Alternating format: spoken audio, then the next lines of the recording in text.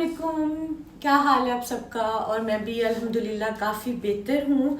और जनाब, बहुत रिक्वेस्ट थी कि ये वाला ड्रेस जब कंप्लीट हो जाए तो हमें ज़रूर दिखाइएगा, क्योंकि ये जब मैंने स्क्रैच से चीज़ें ली थी ना तो उसका मैंने व्लॉग बनाया हुआ था। जो मेरे पुराने व्यूअर्स हैं वो तो जानते होंगे, जो नए वाले हैं उन्हें बता देती हूँ। लेकिन मैंने कहा था अब जब मैं पहनूंगी तो तभी शो करूंगी, पहले दिखा देती तो सभी फॉलो करते हैं तो फिर मज़ा नहीं आना था। तो मैंने कहा चलो आज मायूं है, मायूं का फंक्शन है, घर पे ही फंक्शन है, तो मैंने कहा चलो मैं ये वाला ड्रेस पहनती हूँ। अच्छा, पहले मैं आपको थोड़ी सी डिटेल्स देती हूँ कि ये अरमानी सिल्क है, ठीक है। मुझे वीडियो की लाइट थोड़ी लग रही है, मैं ज़रा चेंज करके देखूँ अगर लाइट।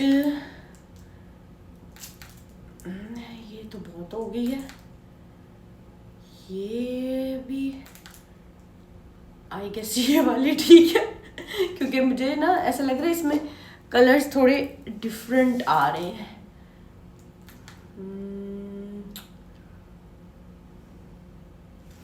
इसमें कलर सही आ रहे हैं आई गेस।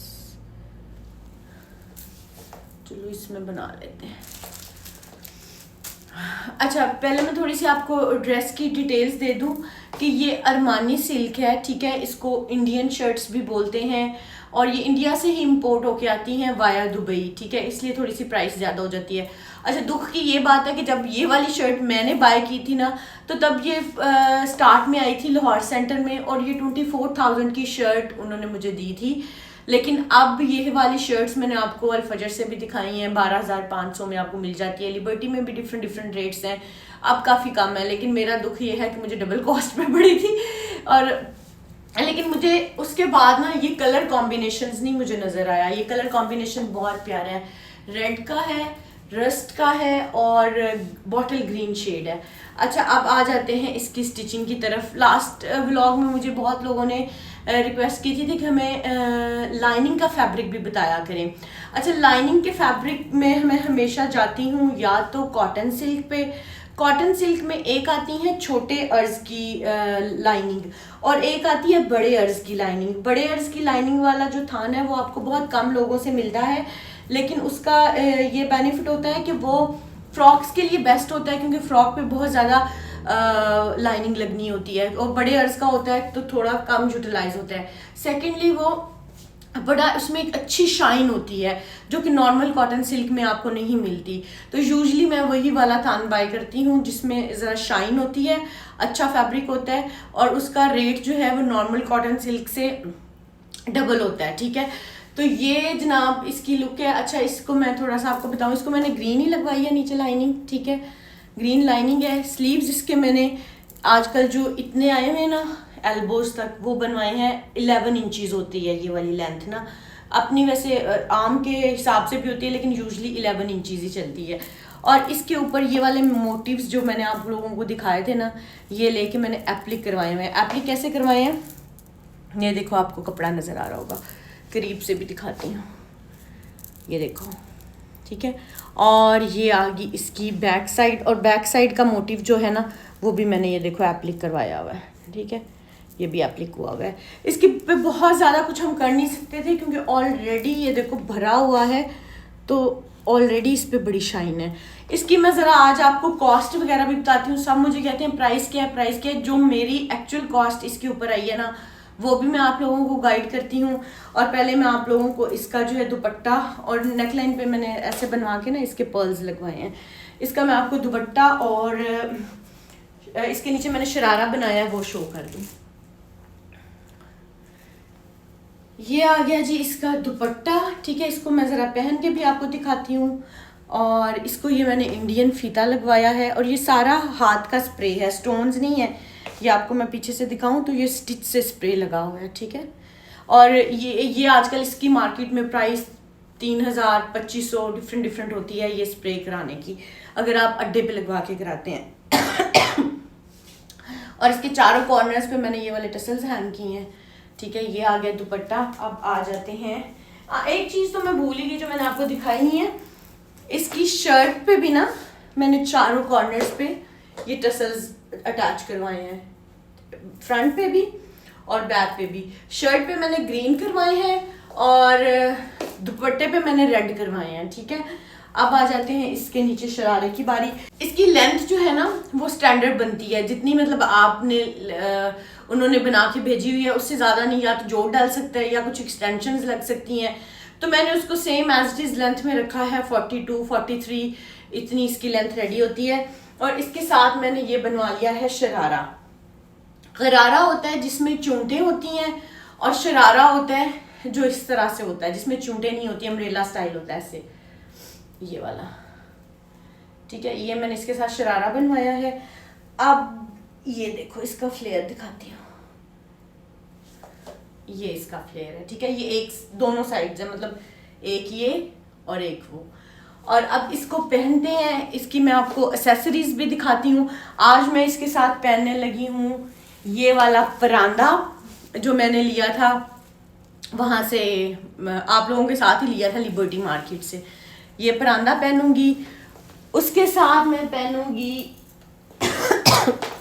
ये वाली बैंगल्स, और साथ में मैं पहनूंगी ये वाले इयररिंग्स, ठीक है। ये भी मैंने आप लोगों के साथ लिबर्टी मार्केट से ही लिए थे। तो चलें जी इसको पहनते हैं और फिर देखते हैं कि क्या लुक आती है। फिर मैं आपको प्रॉपर इसकी कॉस्ट भी कैलकुलेट करके बताती हूँ कि इस ड्रेस पे अगर आप अरमानी सिल्क का सूट बनाना चाहते हैं तो उस पर आपकी कितनी, अगर इस स्टाइल में, मेरे स्टाइल में, तो कितनी आपकी कॉस्ट आएगी। अदरवाइज अगर आप किसी और स्टाइल में बनाना चाहते हैं तो ऑफ कोर्स वो डिफरेंट हो जाएगी।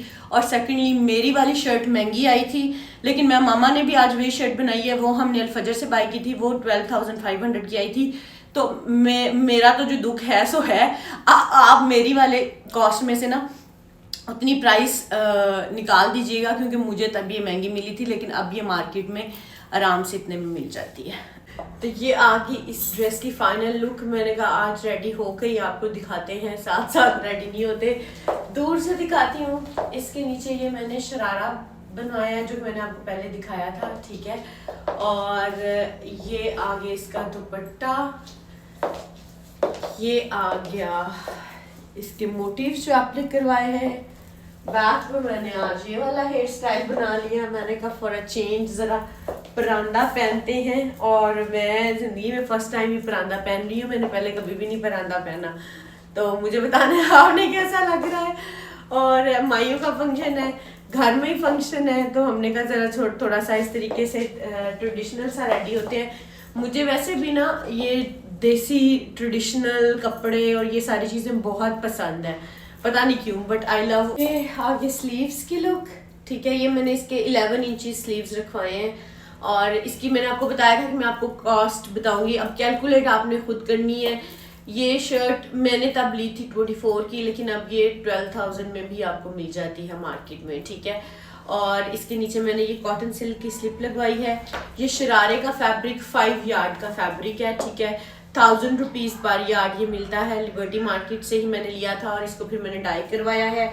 इसके अंदर ये जो पैनल्स डाल के बना है, ये इसको समोसा लेस कहते हैं। ये वो वाली लेस लगी हुई है जो कि 8 यार्ड लगी है पूरे पैनल्स के अंदर, और 50 रुपीज़ पर यार्ड ये वाली लेस है, ठीक है। उसके अलावा ये वाले जो मोटिव्स हैं ये 3 हैं, एक इधर और एक ये बैक साइड पे। इसकी 700 का एक मोटिव है, और मेरे ख्याल से 600 मैंने इसके एप्लिक चार्जेस दिए हैं, ठीक है। उसके अलावा ये दुपट्टा आ गया, ये प्योर शिफॉन का दुपट्टा है, ठीक है।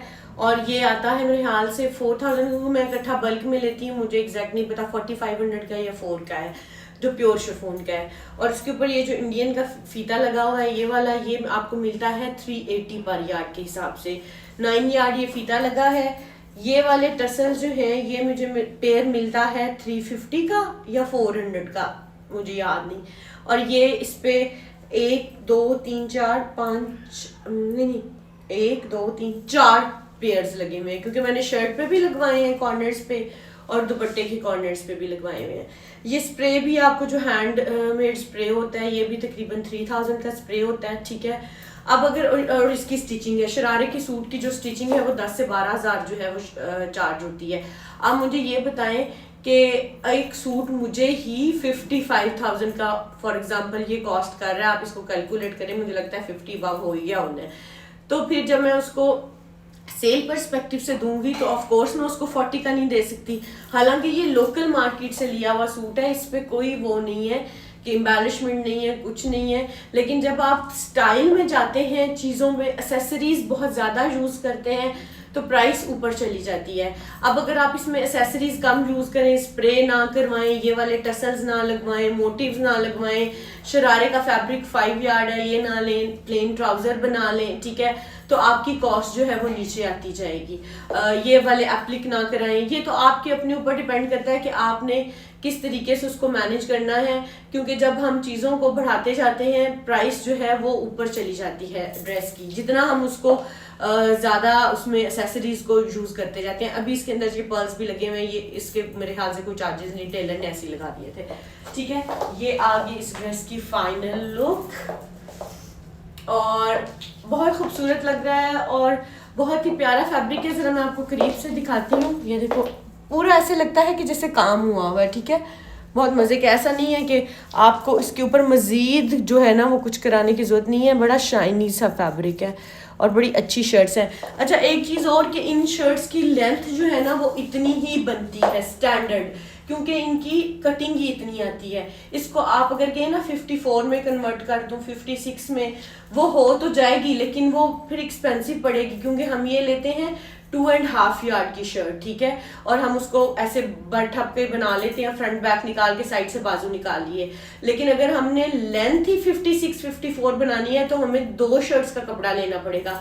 फिर वो जाहिर बात है चीज़ आपको पता है ऊपर चली जाती है। आजकल यही चीज़ समझ में नहीं आ रही कि प्राइसेस इसलिए ऊपर जा रही हैं क्योंकि अब मैं पहले लेती थी 7 यार्ड टिश्यू सिल्क लेती थी या टसल सिल्क लेती थी, 7 यार्ड का फैब्रिक लेती थी, लेकिन अब जो है मुझे वो 8 यार्ड लेना पड़ रहा है क्योंकि शर्ट्स की लेंथ 54 चली गई है, 56 चली गई। अब जब अड्डे पे लगेगी चीज़ 56 का हम उसको काटेंगे, 58 का 2-2 इंच का मार्जिन भी रखना होता है, तो 4 गज में एक शर्ट बन रही है, इमेजिन, क्योंकि 20 के आपने स्लीव्स निकालने होते हैं, ठीक है। तो ये चीज़ें बड़ी ही अब कॉस्ट इसीलिए ऊपर जाना शुरू हो गई है क्योंकि हमारी फैब्रिक बहुत ज़्यादा यूज़ होना। पहले 5 गज में सूट बन जाता था, 40 इंच की आपकी शर्ट होती थी, 3/4 स्लीव्स होते थे, ट्राउजर्स होते थे नीचे।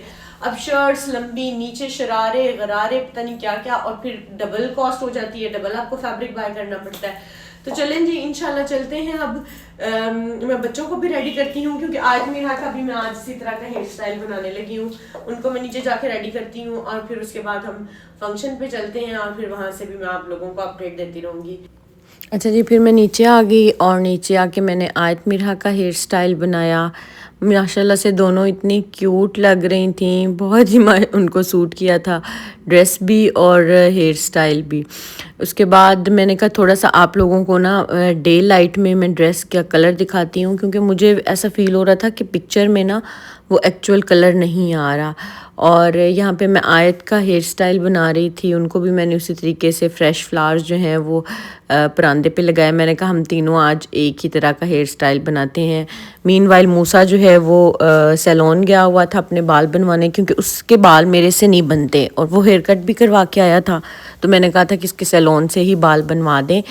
तो वो उस्मान के साथ बाल बनवाने गया हुआ था और मैं इधर आयत मिर्हा को रेडी कर रही थी। इनको फिर मैंने छोटे छोटे झुमके भी बनाए, बहुत ही क्यूट लग रही थी माशाल्लाह से दोनों। और ये आ गई इनकी फाइनल लुक, और इनके ड्रेसेस भी बहुत अच्छे लग रहे थे, माइयों के हिसाब से गोटे वाले ड्रेस बनवाए थे और नीचे इनके शरारे हैं सिल्क में। आज फंक्शन भी थोड़ा अर्ली था, लाइक 4-5 ओ क्लॉक हम लोग रेडी थे, 5 बजे हम लोग घर से निकल गए। और ये एक्चुअल कलर है मेरे ड्रेस का। कमरे में मैं जब वीडियो बना रही थी ना तो वो उसका मुझे लग रहा था एक्चुअल कलर नहीं आ रहा, तो फिर मैंने कहा बाहर आप लोगों को ज़रा कलर दिखा देती हूँ कि ये एक्चुअल कलर है ड्रेस का, जो कि सबको बहुत पसंद आया। वहाँ पर भी जब मैं ढोलक पे पहन के भी गई माइयों पे, तो सब ने कहा कि बहुत अच्छा कलर कॉम्बिनेशन है और बड़े ही वाइब्रेंट से कलर्स थे। और ये मूसा आ गया यहाँ पे हेयर स्टाइल बनवा के, और बिल्कुल पिक्चर नहीं लेता, बहुत मुश्किल से मैं उसकी कोई वीडियो या उसकी कोई पिक्चर लेती हूँ। He is just like his dad, बहुत इसकी जो है ना आदतें उनसे मिलती हैं। फिर हमने कहा निकलते हैं, काफ़ी लेट हो गए थे, 5 बज गए थे। और जब मैं ऊपर वीडियो बना रही थी तो मामा बुंदू खान से मिठाई लेके आ गई थी, तो मैंने कहा चलो इसको गाड़ी में रखते हैं। और ये आ गई मामा की फ़ाइनल लुक। मामा ने भी सेम वही वाला उसी स्टाइल में ड्रेस पहना हुआ है। इनका दुपट्टा खादी नेट का था जिसको टाई एंड डाई कराया था। खाला का भी ड्रेस मैंने ही बनवाया था। और अभी यहाँ पे आपको जितने भी ड्रेसेस नज़र आएंगे वो सारे मैंने ही स्टिच करवाए हुए हैं, क्योंकि 2 दिन पहले इन लोगों ने मुझे बताया कि ये सारे हमारे ड्रेसेस भी स्टिच करवा दें, तो मैंने भी इनके भी सारे ड्रेसेस रेडी करवा के दिए।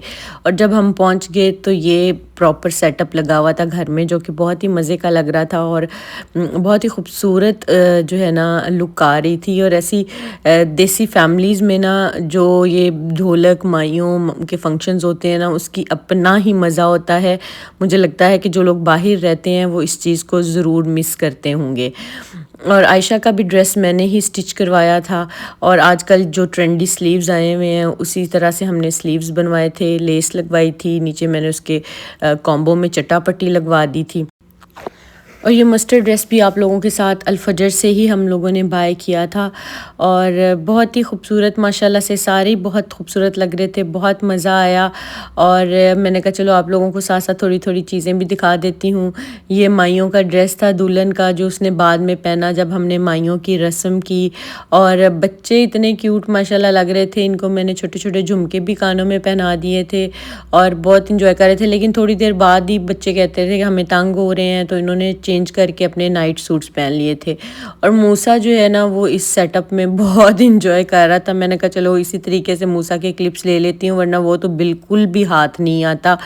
और फिर आज सारा दिन से वो सोया भी नहीं हुआ था, तो काफ़ी टायर्ड फील कर रहा था। तो बेड पे फिर मैंने उसको लिटा दिया थोड़ी देर, और वो काफ़ी 3-4 घंटे सो भी गया। और मेन चीज़ जो होती है वो गजरे हम कैसे मिक्स कर सकते हैं। गजरे बहुत ज़बरदस्त लगते हैं और मुझे पर्सनली पसंद भी बहुत हैं। साथ में लाइव सेटअप था गोलगप्पों का और लड्डू पीठी का भी, और इतना मज़ा आया। पहले हमने गोलगप्पे खाए, फिर हमने लड्डू पीठी खाई, फिर भटूरे, फिर चने, फिर उसके अलावा पूड़ियाँ, फिर हलवा, सारा कुछ लाइव बन रहा था। और मैंने मुझे नहीं आइडिया था कि एंड पे कोरमा और नान भी हैं। मैंने एक भटूरा भी खा लिया, चना भी खा लिया। खालू ने कहा खाएं, मैंने खा लिया। बाद में कहते हैं अभी तो कोरमा और नान है, तो मैंने कहा मुझे आपने दोनों चीज़ें क्यों खिला दी हैं। कहते हैं चलो रेस्ट करके खा लेना। लेकिन बहुत मज़ा आया। साथ साथ हम लोग ढोलक भी बजा रहे थे और साथ साथ लाइव जो है वो खाना भी इंजॉय कर रहे थे। जो लड्डू पीठी वाला था वो सारे लड्डू उसने फ्रेश फ्राई किए, चटनियाँ भी वो साथ लेकर आया हुआ था, तो बहुत ही मज़ा आया। सही जो माइयों का फंक्शन होता है ना वो हमने इंजॉय किया खाने के साथ साथ। गला मेरा अभी भी थोड़ा सा ख़राब है, लेकिन अल्हम्दुलिल्लाह काफ़ी बेहतर है पहले से। और वॉइस ओवर में शायद आप लोगों को फ़ील हो रहा होगा कि आवाज़ थोड़ी भारी भारी है।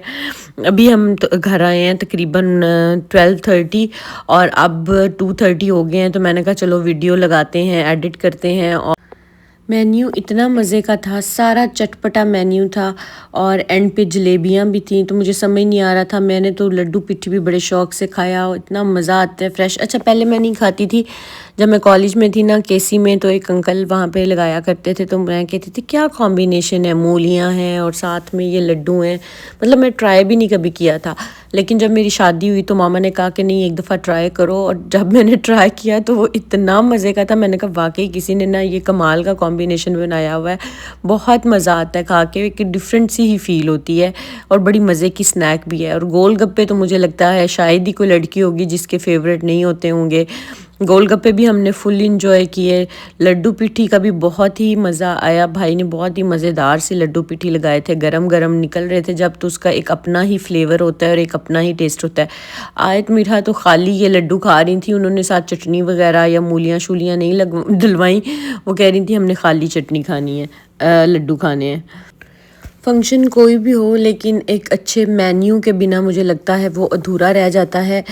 और ये ऐसा मेन्यू था जो बच्चों ने, बड़ों ने, सब ने फुल इंजॉय किया। और सबसे मज़े की बात ये थी कि मतलब हम साथ साथ ढोलक बजा रहे हैं, जब जिसका दिल चाह रहा है वो उठ के आ रहा है, अपने चॉइस की चीज़ लेके जाके दोबारा खा रहा है। अच्छा मुझे लग रहा है कि इस टाइम से ना मेरे से बोला भी नहीं जा रहा, क्योंकि लेट बहुत हो गया हुआ है और मैं थकी भी बहुत ज़्यादा हुई हूँ, ऊपर से मेरा गला भी ख़राब है। लेकिन आज मैंने कहा मैं वीडियो कंप्लीट कर लूँ क्योंकि कल से फिर शादी स्टार्ट है, हमने डांस प्रैक्टिस वगैरह भी करने जाना होता है, तो मुझे टाइम नहीं मिलेगा। तो आप लोगों को भी अपने साथ रखने के लिए मैंने कहा चलो अभी मैं वीडियो को कंप्लीट कर लेती हूँ। और जनाब यहाँ पे सारे जो हैं वो लड्डू पिठी इंजॉय कर रहे हैं। और मैं तो वैसे ही खाने की बहुत ज़्यादा शौकीन हूँ, मुझे बहुत मज़ा आता है खाना खाने का। सबको लगता ये है कि शायद मेरी फ़िज़ीक ऐसी है कि मैं बड़ी डाइटिंग करती हूँ, लेकिन यकीन माने मैं बहुत मज़े से खाना खाती हूँ और मुझे बहुत शौक़ है। लेकिन मेरी बॉडी इस तरह की है कि मुझे खाना इतना लगता नहीं है। और मिरा को यहाँ पे लड्डू नहीं मिल रहा था और वो वेट कर रही थी और काफ़ी बेचारी दुखी थी, लेकिन फाइनली उसके दादू ने उसको लड्डू वहाँ से लेके दे दिया and she become so happy. और फिर वो वहाँ जाके ढोलक वाली जगह पे छोटे बच्चों को भी अपने साथ साथ खिला रही थी।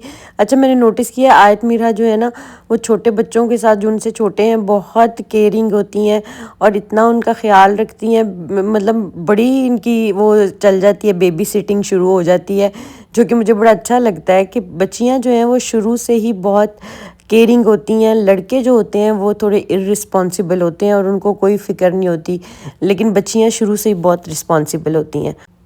और फिर अपना खाना वगैरह खाने के बाद सारे दोबारा से ढोलक वाली जगह पे आ गए। फिर हमने ढोलक बजाई, तकरीबन घंटा 2 घंटे हम लोगों ने ढोलक को एंजॉय किया। और फिर उसके बाद जो है थोड़ा सा डांस वगैरह भी किया और फिर उपटन की बारी आई, फिर हमने उपटन लगाया। बहुत ही मज़े आया फंक्शन को, बहुत ही सभी ने इंजॉय किया।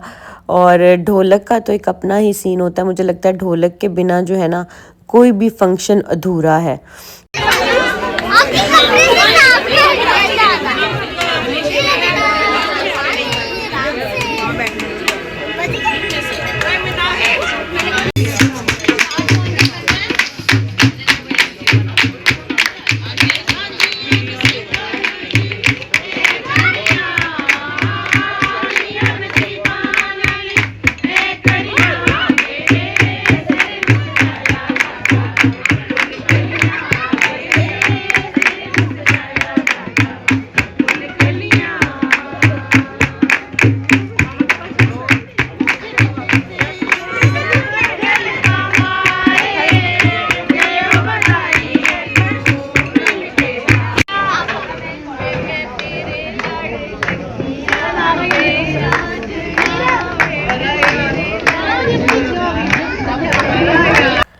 लो जी, फिर बारी आ गई भटूरों की और हलवा पूरी की, तो हम ढोलक छोड़ के वापस आ गए। हमने कहा नहीं, अब पहले ये खाएंगे, उसके बाद जाके हम ढोलक बजाएंगे। और ताज़ा ताज़ा पूड़ियाँ निकल के आ रही थी हलवे के साथ, बहुत मज़ा आया। मैंने एक पूरी भटूरा भी खाया और एक पूड़ी भी खाई। मतलब मेरा ही हालत देखो आप इस टाइम कि मैं भटूरे को भटूरी बोल रही हूँ। लेकिन बहुत ही इंजॉय किया सबने फंक्शन। मेरा कोशिश होती है कि मैं आप लोगों को भी अपने साथ साथ रखूं, आप लोगों को भी दिखाती रहूं कि हम क्या क्या करते हैं। और फिर मैं अपनी प्लेट लेके यहाँ पे आ गई और साथ साथ में ढोलक भी बज रही थी। मैंने कहा आप लोगों को साथ साथ ढोलक भी दिखाती हूँ, साथ साथ खाना भी इंजॉय करती हूँ।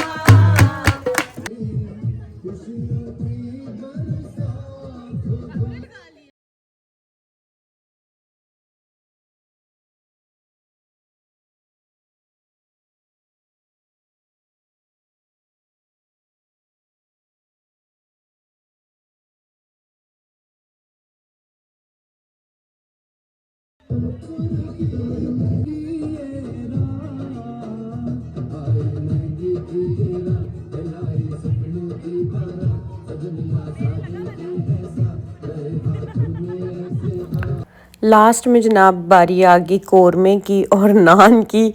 तो फिर मैंने कहा चले आप लोगों को ये भी दिखा देती हूँ। लाइव नान लग रहे थे, साथ में कौरमा रेडी हुआ था, जो कि बहुत मज़ा आया खाने का। और उसके बाद हम सारे कमरे में चले गए, वहाँ पे हम लाउंज में बैठे, गानों का एक सेशन हुआ और साथ साथ उपटन भी लग रहा था। तो अभी मैं आप लोगों को सारा फंक्शन साथ साथ दिखाती हूँ और फिर मैं आपसे इजाज़त लूँगी। आप देखें कि आगे हमने और क्या क्या किया। देखो इजी होगी ताकि ये वीडियो बन जाए सही ऐसे शाबाश।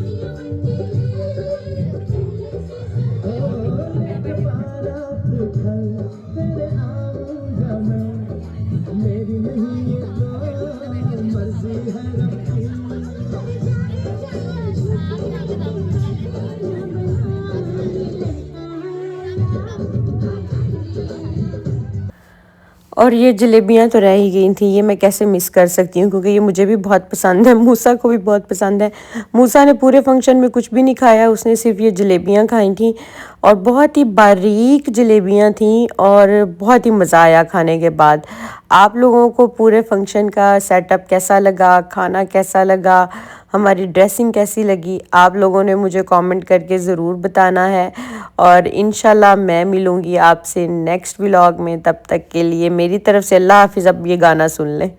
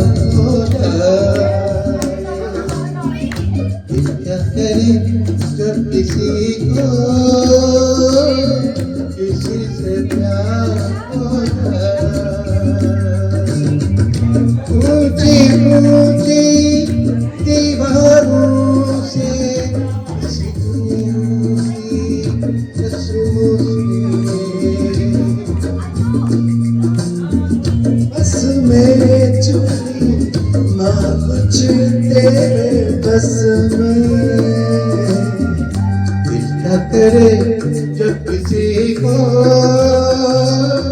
किसी से प्यार होगा, कहाँ कब किसी को